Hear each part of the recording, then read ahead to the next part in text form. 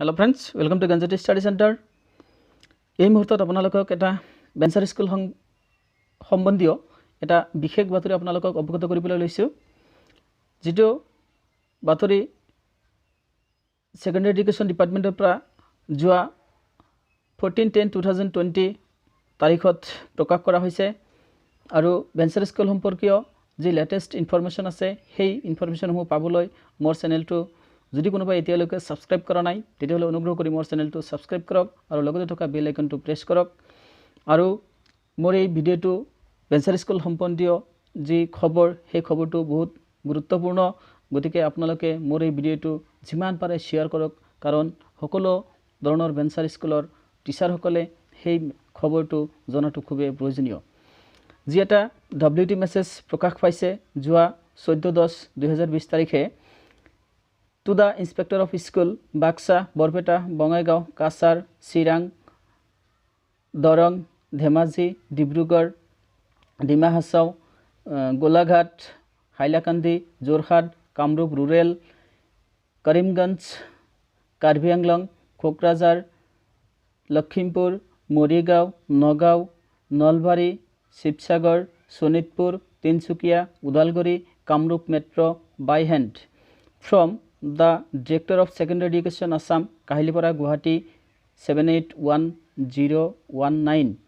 Info the Commissioner and Secretary to the Govt of Assam Education Secondary Department, Dispur, Guwahati 6.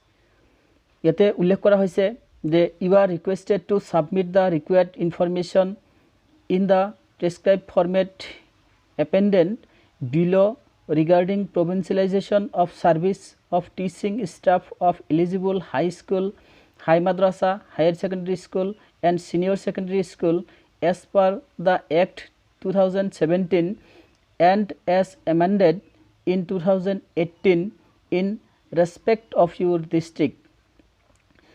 অর্থাৎ 2017 চনত যে provincialization act আছিলে তাত অন্তৰ্ভুক্ত হোৱা স্কুল আৰু যে 18 চনত যে এমেন্ডমেন্ট হৈছিলে সেই এমেন্ডমেন্টৰ এক্টৰ ভিতৰত যিমানখিনি স্কুল পৰিছে সেই স্কুলখিনিৰ কাৰণে এটা টিচাৰসকলৰ এটা ফৰ্মেট জমা দিব লাগে।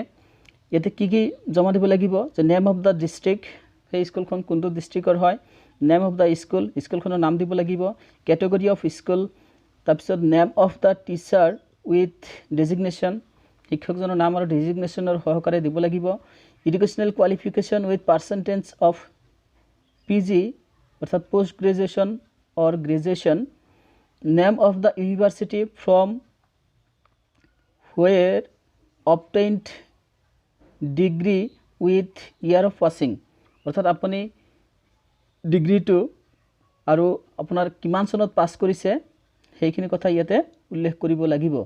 name of the university from where B.Ed obtained with year of passing আপোনাৰ যদি B.Ed আছে তেতিয়াহ'লে B.Ed টো কোন বছৰত পাস কৰিছে আৰু কোনটো ইউনিভাৰ্সিটিৰ পৰা পাস কৰিছে এই তথ্যসমূহ সৰকাৰে বিচাৰিছে। The above information must be submitted to the directorate by a special messenger within 2010-2020 without fail অৰ্থাৎ আপুনি এই যিসমূহ ফৰ্মেট আছে সেই ফৰ্মেটটো ফিল আপ কৰি আগন্তুক 20 তাৰিখৰ ভিতৰত ডিৰেক্টৰৰ অফিচলৈ সেইখিনি জমা দিব লাগিব। মেটাৰ মোস্ট আৰ্জেন্ট ইয়াতে এটা উল্লেখ কৰিছে এইটো এটা বহুত গুৰুত্বপূৰ্ণ।